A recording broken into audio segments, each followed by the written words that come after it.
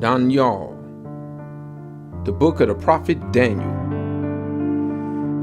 In the 3rd year of the reign of Jehoiakim, king of Yehuda, Nebuchadnezzar, king of Babylon, came to Jerusalem and besieged it.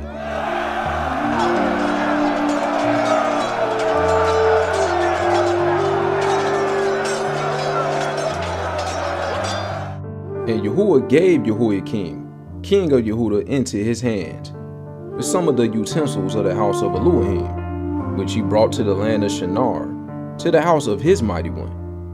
And he brought the utensils into the treasure house of his mighty one.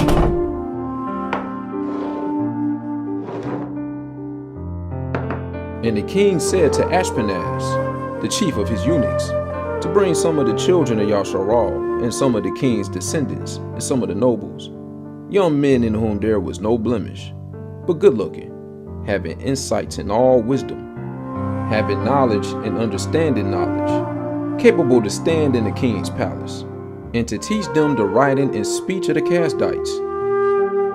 And the king appointed for them a daily ration of the king's food, and of the wine which he drank, and 3 years of training for them, so that at the end thereof they should stand before the king. Now among them were from the sons of Yehuda, Daniel, Hananiah, Mishael, and Azariah. And the chief of the eunuchs gave them names, for he called Daniel Belteshazzar, and Hananiah Shadrach, and Mishael Meshach, and Azariah Abednego. But Daniel laid it upon his heart that he would not defile himself with a portion of the king's food, nor with the wine which he drank. So he asked of the chief of the eunuchs not to defile himself. And Elohim granted Daniel kindness and compassion from the chief of the eunuchs. But the chief of the eunuchs said to Daniel, I fear my master the king, who has appointed your food and drink. For why should he see your faces looking worse than the young men who are your age? Then you will make my head guilty before the king.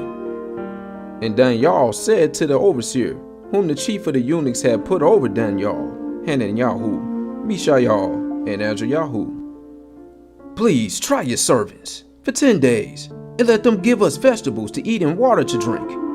Then let our appearances be examined before you, and the appearances of the young men who eat the portion of the king's food, and do with your servants as you see fit. And he listened to them in this matter, and tried them 10 days. And at the end of 10 days their appearances looked better and fatter in flesh than all the young men who ate the portion of the king's food. And it came to be that the overseer took away their portion of food, and the wine they were to drink, and gave them vegetables. As for these 4 young men, Elohim gave them knowledge and skill in all learning and wisdom. Daniel had understanding in all visions and dreams. And at the end of the days, when the king had said that they should be brought in, the chief of the eunuchs brought them in before Nebuchadnezzar.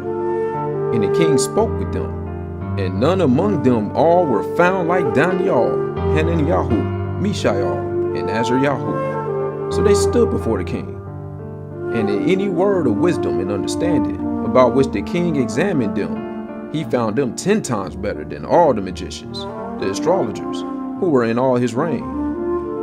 And Daniel continued until the 1st year of King Cyrus.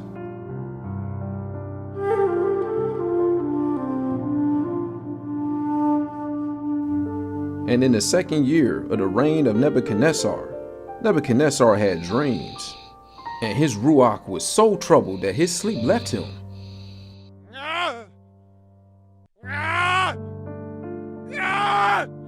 And the king gave orders to call the magicians, and the astrologers, and the practitioners of witchcraft, and the Kasdites to declare to the king his dreams. So they came and stood before the king. And the king said to them, I've had a dream, and my ruach is troubled to know the dream. And the Kasdites spoke to the king in Aramaic. O king, lives forever. Relate the dream to your servants, and we shall reveal the interpretation.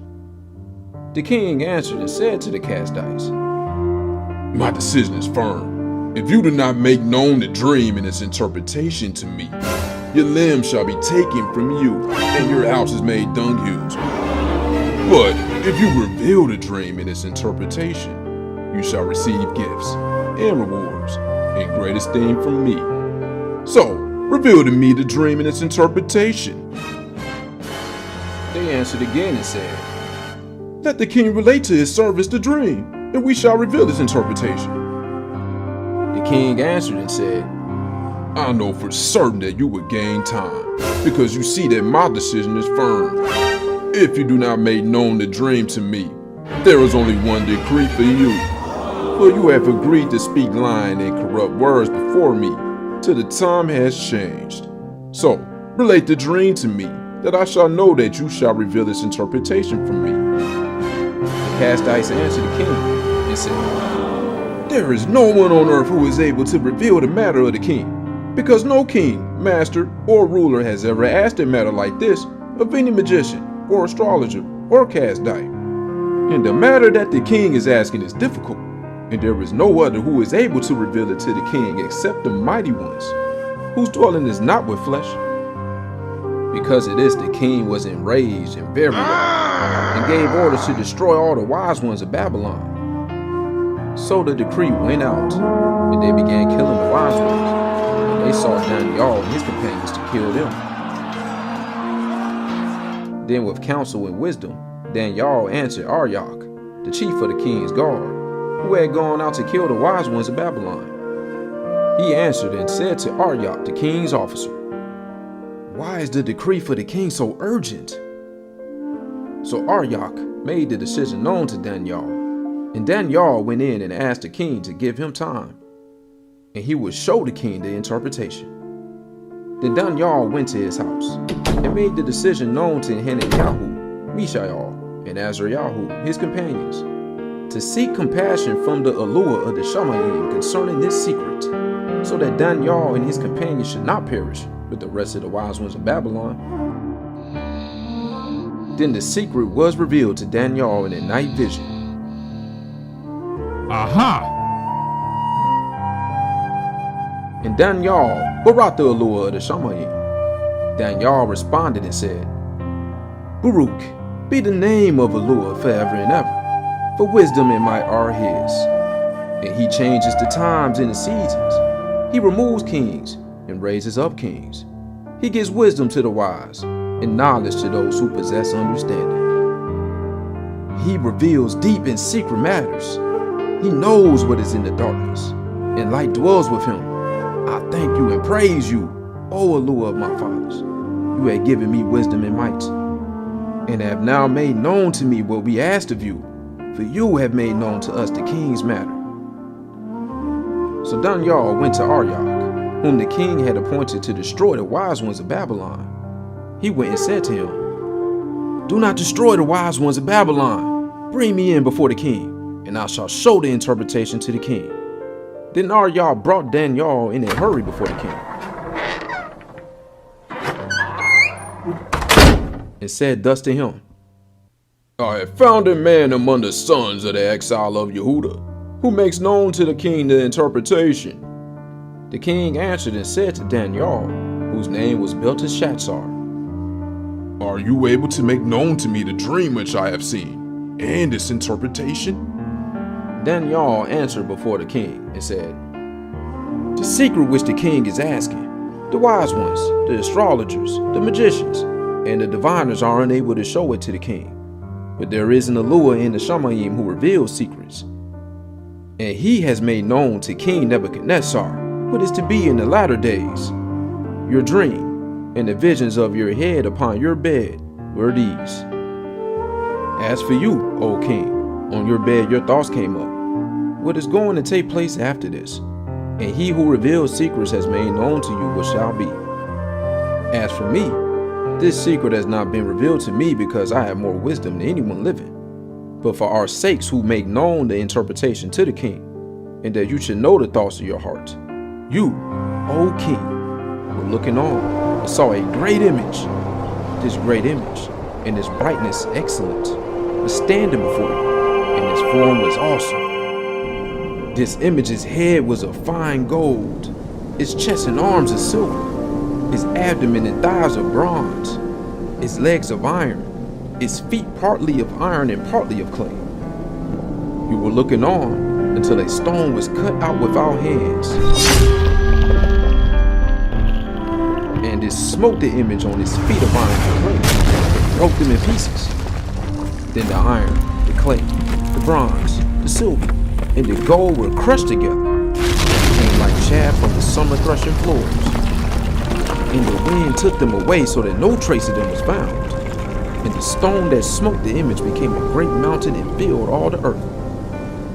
This is the dream, and its interpretation we declare before the king. You, O king, are a king of kings. For the allure of the Shamayim has given you a reign, power, and strength, and esteem.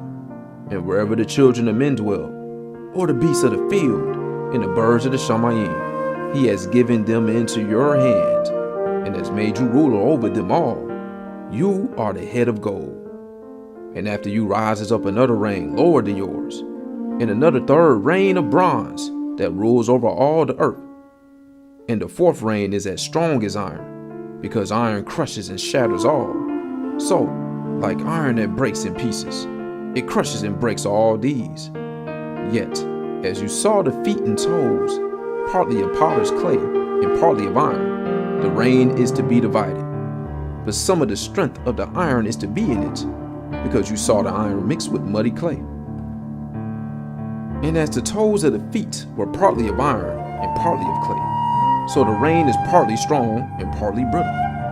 And as you saw iron mixed with muddy clay, they are mixing themselves with the seed of men. But they are not clinging to each other, even as iron does not mix with clay.